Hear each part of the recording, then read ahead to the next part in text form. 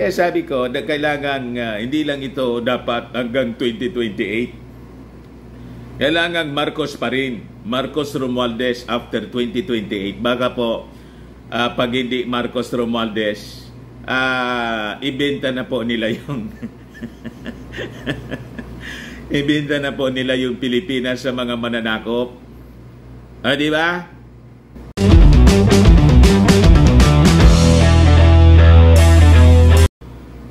May inilabas mga kababayan na National Security Policy yung ating Pangulong BBM. Ito ngayon mga kababayan ang balita, news release ng Presidential Communications Office.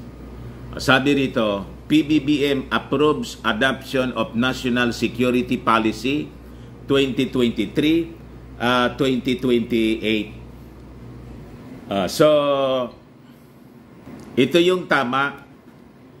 Walang detalye siya mga kababayan. Mga general principles lang ang pinalabas ng Presidential Communications Office. Hindi tulad ng mga senador na daldal ng daldal. Pati yung mga detalye ng plano. Sinasabi nila.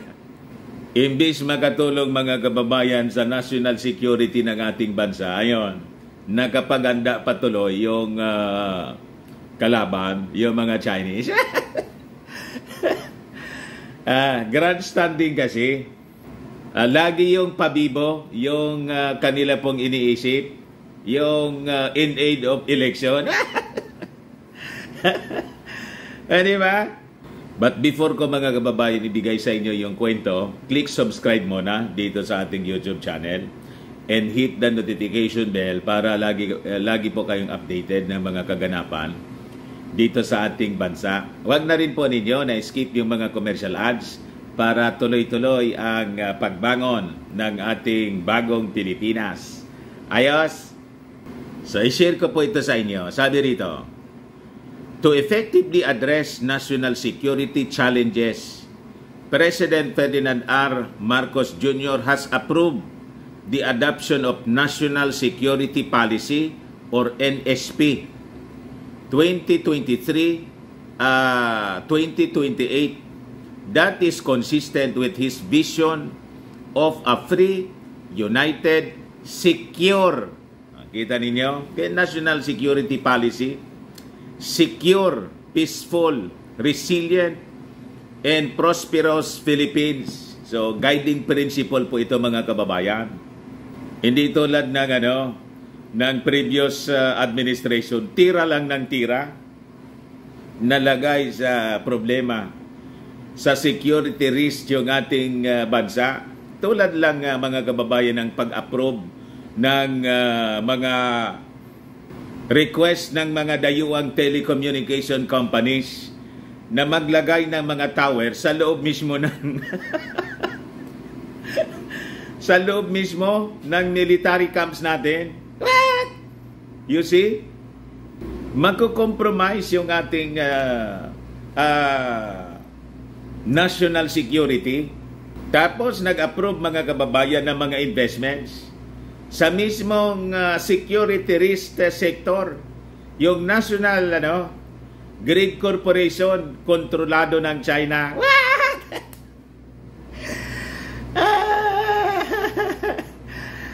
Grabe po. Tapos ito naman, mga kababayan, na reclamation. Yung mga Chinese na contractors na involved, mga kababayan, sa mga fraudulent acts and worse. Yung isang contractor doon, mga kababayan, yun mismo ang contractor ng pag-establish ng artificial island sa West Philippine Sea. Na ngayon po, military camp na, military base na ng China. Ito ngayon ng nagsasagawa ng reclamation diyan po sa Manila Bay. Kaya siguro naisip ito ng ating Pangulong Bongbong Marcos na mag-adapt ng national security policy 2023 to 2028. So sabi rito, in a two-page executive order number 37 signed by Executive Secretary Lucas Bersamin on Thursday, August 10, the President ordered all national agencies, government agencies and instrumentalities, including government-owned or controlled corporations, GOCCs, tulad ng National Grid Corporation, kontrolado ng National Grid Corporation ng China. What? Di ba? Yung isa pa, yung pagpapadala natin ng mga kadete doon sa Beijing Military Academy. Pati mga officials, Lieutenant Colonel daw, yung rank, nag-schooling po, tinitraining ng mga Chinese. So kasama rito mga kababayan, GOCCs in local government units, LGUs to adopt NSP 2023-2028 in the formulation and implementation of their security-related strategies and programs. Yung detalye, hindi man po sinasabi rito yung detalye, mga kababayan, pero kinikinita ko sa aking mga palagay. Yun ang purpose nito. Dahil sa mga lapses na nangyari sa mga previous administrations, hindi lang po yung panahon ni Mao Diggs, pati yung panahon, mga kababayan, ni GMA.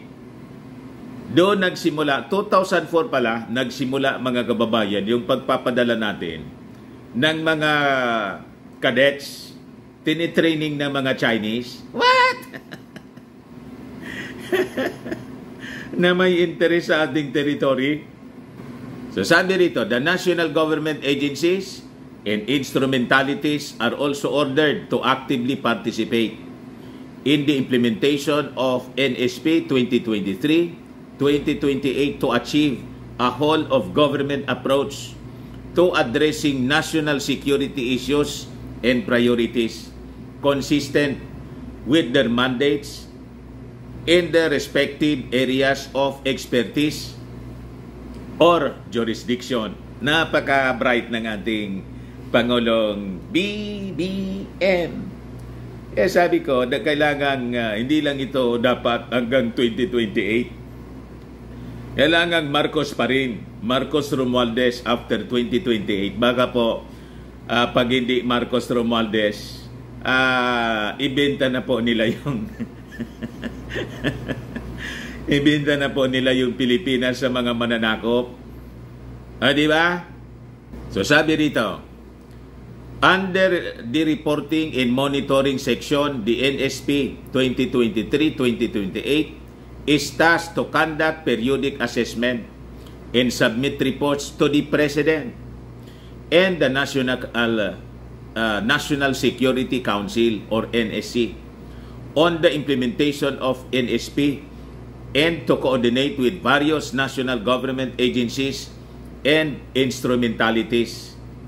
For this purpose, the NSC, through the NSA, shall monitor the implementation of the NSP 2023-2028 and upon consultation with, in concurrence of relevant government agencies, GOCCs and LGUs, shall propose memoranda, circulars, and other orders related to the implementation thereof for the approval of the President, yung Pangulo mismo.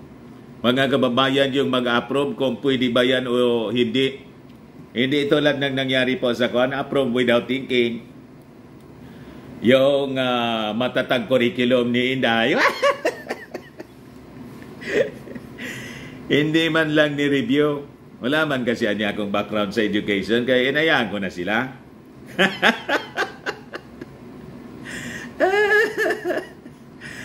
Yan man lang yung trabaho niya po, sana. Di ba? Full-time, yun man lang yung trabaho niya. Yung ating Pangulong Bongbong Marcos nga po, napakadami ng kanyang inaasikaso. Pangulo siya, secretary pa ng Department of Agriculture, pero hands-on siya. Siya yung nagpipreside mismo. Nakita ninyo, pati sa disaster operations, relief, lahat. Pati yung sa flooding, assessment ng mga projects na dapat i-implement. Yung mga economic managers, lagi niyang kasama. Siya mismo yung nire-review niya lahat. Pati yung speech nga niya sa SONA, siya mismo yung nagsulat. Para siyempre, hindi siya nangangapa. Alam niya yung sinasabi niya. At alam niya yung ganyang ginagawa. Ganon, mga kababayan, dapat. You see? Sabi rito, direkta sa presidente po. For the approval of the President, the NSP 2023-2028 was formulated in coordination and consultation with key government agencies and instrumentalities with the participation of various stakeholders to provide guidance and comprehensive approach to improving security sector governance to effectively address national security challenges. Kailangang laging dilat ngayon yung ating mga mata. There is a creeping invasion, mga kababayan, in our territory. At pati yung ating mga kamalayan ay nilaso na. Yung ating isipan nilaso na ng mga kalaban, ng mga dayuhan, ng mga vested interest ng mga dayuhan po. Kaya yung resistance natin, tingnan ninyo. Ina-applyan tayo rito ng tinatawag na divide and conquer strategy. Kaya tingnan ninyo, kawatak-watak yung mga Filipino. Yung iba, pro-Chinese. Tuwang-tuwa yung mga Chinese. Napasok yung ating kamalayan, mga kababayan, ng Chinese interest. Kaya ganon. Nawala yung pagmamahal sa ating sariling bayan. Mga kababayan, so sabi rito, all national security-related strategies in the plans and programs of all national government agencies and instrumentalities including GOCCs and LGUs are aligned with the NSP 2023-2028 for its successful whole of government implementation. Dapat naka-align sa lahat. The executive order underscored the need to harmonize the national security effort of the government and ensure that these are responsive and complementary to the development goals and objectives set in the Philippine Development Plan or PDP 2023 to 2028. You can just imagine sa previous administration, talaga mga walang kakwenta-kwenta mga mga leaders po. Pati yung mga lokal, may mga gobernador siguro, mayor na involved. Inayaan natin na yung mga panambak ng mga Chinese doon sa West Philippine Sea, Artificial Island, galing sa atin. O sino yung nag-approve nun? Kung hindi yung mga gobernador at mga mayors na mga lalawigan kung saan kinukuha yung mga panambak.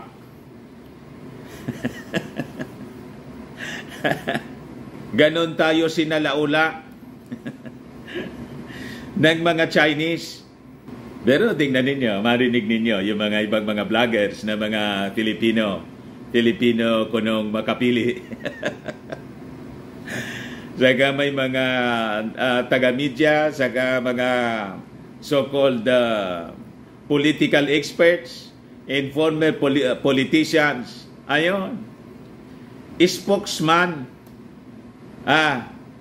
Tagapagsalita, sabi ni PCG spokesman Tariela, mouthpiece anya ng China. What? Idideklaraan niya naming mga traidor sa ating bayan. Ayan man lang po. Mabuhay yung ating Pangulong Bongbong Marcos. Tunay na Filipino. Firian, maharlikan, walang halo. Kaya tunay ang ganyang pagmamahal sa ating bayan. Tama ba? Huwag kayong pipili na leader natin, lalo sa pagkapangulo, may halo. Para niya, Mr. Maravillas, alam ko na yan. Ay, bahala na po kayo. Biblical po yan. Kung pipili ka niya ng leader, sabi sa Bible po, dapat galing sa iyong, sa iyong bayan. Madaling sabi, katribo mo talaga. Totoo mong katribo from your tribe mismo. Dugo mo mismo yung nananalaytay. Naintindihan ninyo mga makapili? Hindi magkakamali yung Bible. Kaya yan ang naging utos ng ating Panginoong Ama sa langit. Alam niya kasi yung ugali ng tao. Di ba? Kasi blood is thicker than water. Tama? Naglagay tayo mga may Chinese blood. Tingnan ninyo si Kurikong, Chinese. Doon nagsimula po. Tapos binaniniwalaan ninyong propagandista, Chinese din, si Cardinal Sin. Ayun. Doon nagsimula, mga kababayan, humina yung defense ng ating bansa. Tapos pinalayas yung military bases. Ayun. Yon ang hinihintay ng mga Chinese. Ito na tayo ngayon, mga kababayan. Ayan man lang po, mga kababayan, baka lang gusto ninyo itong itry. Firmax Firming and Lifting Cream, pinapahid po sa mga pulses and affected area. Mainam po sa paninigas na mga kaso-kasuan. Ito naman po, Automax Radiant Serum. Sa mukha naman yung application, anti-aging po siya. You will look 10 years younger than your age. Sa mga cancer patients naman po, baka lang gusto ninyo itong itry. Name siya red mixed fruit drink. Di man po siya gamot, food supplement siya. Kaya lang, gawa siya, mga kababayan, sa goji berry. Yung goji berry may anti-cancer properties. Ayos? O ngayon, yung mga inquiries ninyo po, baka lang, yung mga inquiries ninyo, dumiritso na lang kayo po sa aming messenger sa Facebook para masagot namin agad. Ako po si Dante Maravillas. Bye-bye. God bless.